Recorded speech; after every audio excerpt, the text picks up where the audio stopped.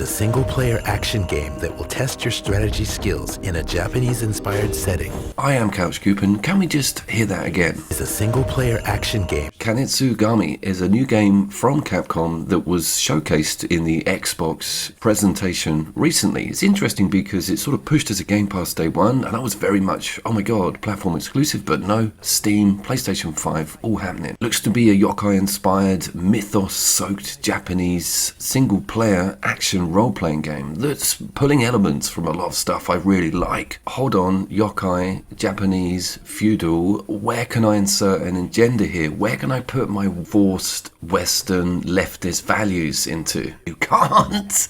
It is sealed up. This is going to be untouched, unpolluted, a pure piece of creative software. I'm pretty sure some of you remember those days.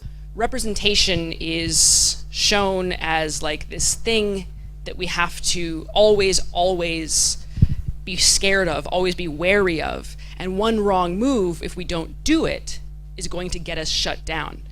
And then everything sucks. The trailer in the showcase didn't show us a lot of gameplay, but yesterday afternoon we had a nice lengthy breakdown of exactly what the sort of meta and mechanics of this game are going to look like, and loads of it falls back on NPC placement and management within kind of an arena, which essentially is the village, and you have a daytime and nighttime system where the enemies come in the evening, and you've got to prep and get everyone in position, and you can also rank up and get different types of helpers supporting you in different directions. There was talk of the range, and there's a wood cutter guy who's got this awesome axe, so I'm very much up for that model. It was used a little bit, and when I saw some of the UI come up in the center of the screen in the Rampage mode in Monster Hunter Rise, I'm definitely getting vibes from that feature.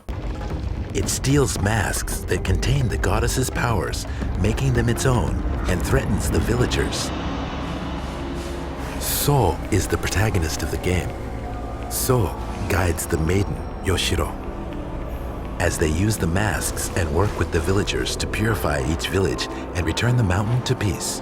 I do want to touch on the game's visuals and graphics. They are incredible. This is blatantly a 10th generation game, and it looks like it's only coming out on the 5 and the Xbox One X. And we do have a PC release on the Steam direction. The detail on these environments are absolutely incredible. A few people on Twitter are talking about Neo 1 and 2 vibes. I'm certainly getting that from a lot of the setting. And I'm also very much recognizing some of these aesthetics from the Wild Hearts sort of start hub. That is not made by Capcom. I know it's not. It just seems to have some parallels visually. They're both kind of set in a similar lore. On the subject of parallels, immediately get Okami themes with this rebirth and purification mechanic. The game's talking about defilement infecting things. You see a lot of growth around, and you sort of come in and rejuvenate the landscape, and that also encompasses rescuing a lot of the non-player characters. Here's some of the detail on what you can get on the loadouts for positioning people in and around that map, and I'm pretty sure that mid-game and end-game will see some amazing NPC additions. Ascetics use spells to restrain the seethe. There are many other roles. It seems to be straddling that almost tower defense system alongside a full-on third-person ARPG action mechanic. The swordplay and your animations and all of the stuff going on when you're attacking things. And of course we haven't even got to the special infected, which the game calls the festering seethe, and these seems to be almost mid to end level boss type stages where you're given a larger enemy. Everything just looks so incredible. We are still on the graphics topic. On the UI, bottom left, you see this like shimmering mountain and sun. This is definitely the real-time day and night system, and it looks like you don't have too long to get your crap together. Again, back to the Rampage analogy, I think there's a timed placement setup. We've got to run around, get everything ready before these awesome demons and monsters come out of that portal. The seethe that emerge from the gates at night attack Yoshiro in many different forms.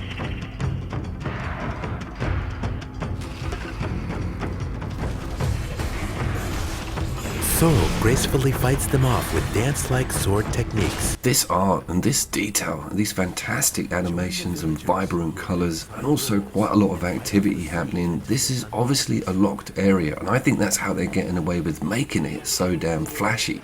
If this was semi-open world like a Souls game, I don't think we'd see this much incredible combat detail. Tsuba guards contain the goddess's power and give So the ability to launch powerful attacks. I am actually super hyped for this. It was a real surprise. It came right at the end of the showcase, and the games in and around it on that mention were not changing my world, but this could potentially have a big impact because I miss some of that old school Platinum vibe. I also love the Nier games, and of course Monster Hunter Rise is just one of the better games to come out of 2023 on that PlayStation 5. I will link a full recent 2024 review of it because it is still damn strong. Also 100% sure this is not going to require the internet to run. It is staunchly single player and is all about investing in immersive experience for an individual, not having to log in constantly, not looking for micros, just concentrating on epic gameplay with a great story. It looks like they've woven in